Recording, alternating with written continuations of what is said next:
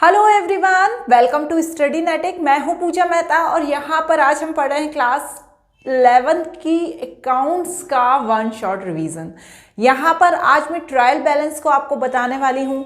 Trial balance का topic छोटा सा ही है, लेकिन इस वीडियो में आपको पूरा समझ में आ जाएगा, इसलिए वीडियो को एंड तक ज़रूर देखना।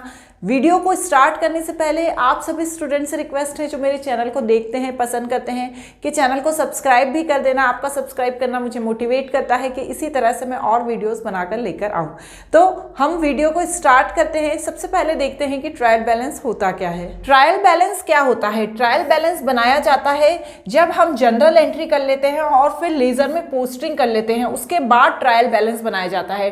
ट्रायल बैलेंस में डेबिट बैलेंस होता है और क्रेडिट बैलेंस होता है। जो डेबिट बैलेंस होता है उसे डेबिट साइड लिखते हैं, जो क्रेडिट बैलेंस होता है उसे क्रेडिट साइड लिखते हैं। यदि if the total of the debit entry is greater it is called debit balance and the total of the credit entries are greater it is called credit balance. ठीक है ना, अभी हम इसका फॉर्मेट भी देखेंगे।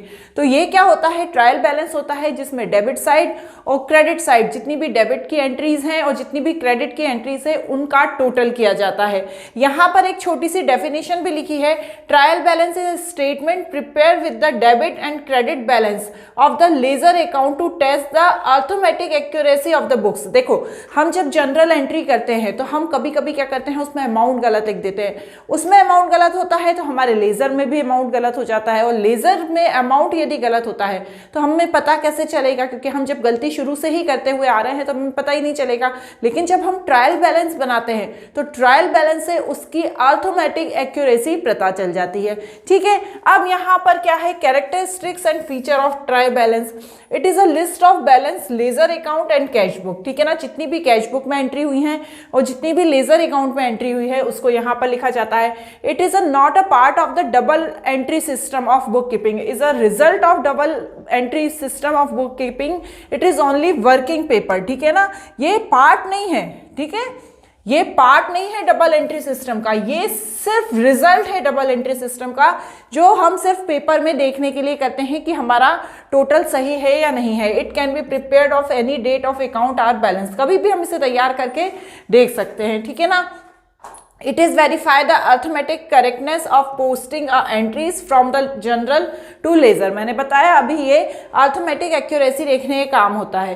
It is not a conclusive proof of the accuracy of books of account। ठीक है, ये एक ऐसा प्रूफ नहीं है, इसे इस तरीके का प्रूफ नहीं माना जाता कि ये बिल्कुल करेक्ट ही होगा। ये एक सिर्फ कॉन्क्लूसिव प्रूफ है। ठीक है, अब कुछ चीजें ऐसी हैं जो इसमें डिस्क्लोज नहीं हो पाती।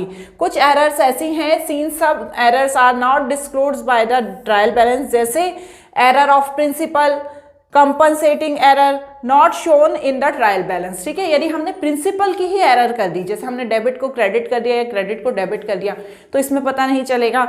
आपने कोई कंपनसेटिंग एरर कर दी, मतलब जहां पर आपको 1 2 3 लिखना था वहां पर आपने 3 2 1 लिख दिया, लेकिन जहां पर आपको 3 2 1 लिखना था आपने वहां पर 1 2 3 लिख दिया, तो क्या हुआ? दोनों जगह का टोटल सही आएगा। क्यों? क्योंकि आपने कंपनसेट कर दिया इधर की गलती को इधर की गलती से, इधर की गलती को उधर की गलती से, तो ये कंपनसेटिंग एरर कहलाती है। ठीक है, जिसे पता नहीं चल पाता ट्रायल बैलेंस में। अब ऑब्जेक्टिव क्या है? ट्रायल बैलेंस को प्रिपेयर करने के क्या ऑब्जेक्टिव होते हैं? To ascertain the arithmetic correctness of ledger account, अभी हमने पढ़ा। It is help to prepare final account. Ledger के बाद जब हम ट्रायल बैलेंस तैयार करते हैं तो हमें फाइनल अकाउंट, मतलब जो बैलेंस शीट वगैरह है, उन्हें तैयार करने में हेल्प मिलती है। Summary of the each account, her account की समरी पता चल जाती है। हमें आइडेंटिफाई एरर कर सकते हैं, यदि किसी तरह की कोई एरर है उसे आइडेंटिफाई कर सकते हैं, वो दिखाई दे जाती है, हमें समझ में आ जाती है ट्रायल बैलेंस में अर्थमेटिक एरर। अब इसके लिमिटेशन क्या है? जैसे कि मैंने आपको बताया कि एरर ऑफ प्रिंसिपल इसमें पता नहीं चलती। यदि आपने कोई ऐसी एरर कर दी है जो प्रिंसिपल की है, मतलब हमने किसी को डेबिट को क्रेडिट कर दिया है और क्रेडिट को डेबिट कर दिया है, तो वो यहाँ नहीं पता चलेगी। कंपनसेटिंग एरर यहाँ पर पता नहीं चलती। जैसे मैंने अभी एग्जाम्पल दिया कि आपको लिखना था 1 2 3, इसी को आपने डेबिट यहाँ कर दिया और इसी को यहाँ पर आपने क्रेडिट कर दिया। ठीक है, अब जब आपने अगली एंट्री करी वहां पर 321 और यहाँ पर भी 321 लिख दिया। ये अमाउंट आना था ऊपर और ये अमाउंट आना था नीचे, लेकिन आपने उसे गड़बड़ कर दिया, कंपनसेट हो गए एक दूसरे से, तो ये पकड़ में नहीं आएगा। Transaction completely omitted of the recording of the books of account can not detected. यदि आपने करना ही छोड़ दिया तो कैसे पता चलेगा, कोई एंट्री की नहीं तो वो ट्रायल बैलेंस भी नहीं पकड़ पाएगा। Recording both aspect of transaction twice in the books of account, है ना।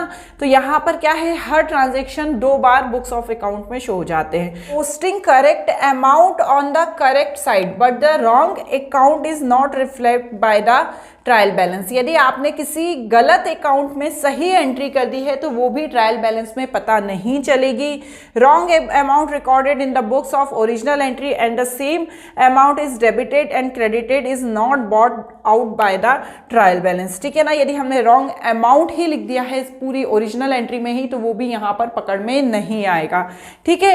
अब यहाँ पर ट्रायल बैलेंस किस तरह से तैयार किया जाता है। ट्रायल बैलेंस तैयार करने के लिए डेबिट और क्रेडिट बैलेंस होता है। इसमें सभी कैश और बैंक के अमाउंट लिखे जाते हैं। इसमें debit column and credit column होता है। देखो एक छोटा सा मैंने यहाँ पर फॉर्मेट दिया है। हेड ऑफ अकाउंट आता है, LF आता है, डेबिट एंड क्रेडिट आता है। चलो अब इसका एक क्वेश्चन देख लेते हैं।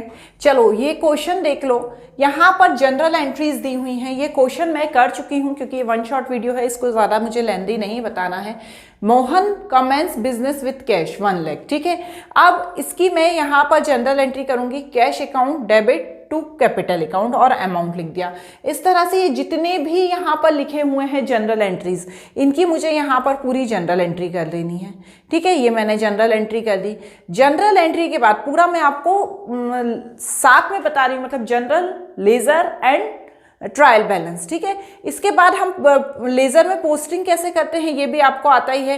देखो यहाँ पर कैपिटल अकाउंट बनाया, to balance CD by cash 1 lakh और यहाँ पर इसका ये टोटल लिख दिया। इसी तरह से कैश अकाउंट बनाया, कैश से रिलेटेड सारे ट्रांजेक्शन लिख दिए। परचेज अकाउंट, ठीक है, Gopal's account, discount allow account, sales account, Ram account, discount receive account, wages account, rent account, ये सभी हमने अकाउंट बनाए और हमने कर दिया अपना लेजर का काम खत्म। अब मेन हमें यहाँ पढ़ना है ट्रायल बैलेंस। इस तरह से ट्रायल बैलेंस तैयार होता है। लेकिन बच्चों यहाँ पर आपको ये चीज़ ध्यान रखनी है कि जैसे कैश अकाउंट है तो कैश अकाउंट का हमेशा डेबिट बैलेंस होता है। तो कुछ पॉइंट्स को आपको रिमेंबर रखना पड़ेगा, क्योंकि यदि आप उन्हें याद नहीं रखेंगे तो आप यहाँ पर भूल जाएंगे कि किसका डेबिट बैलेंस होता है, किसका क्रेडिट बैलेंस होता है।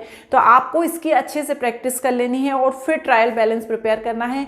यदि मेरा वीडियो अच्छा लगा हो तो चैनल को सब्सक्राइब एंड शेयर जरूर करना। Thank you.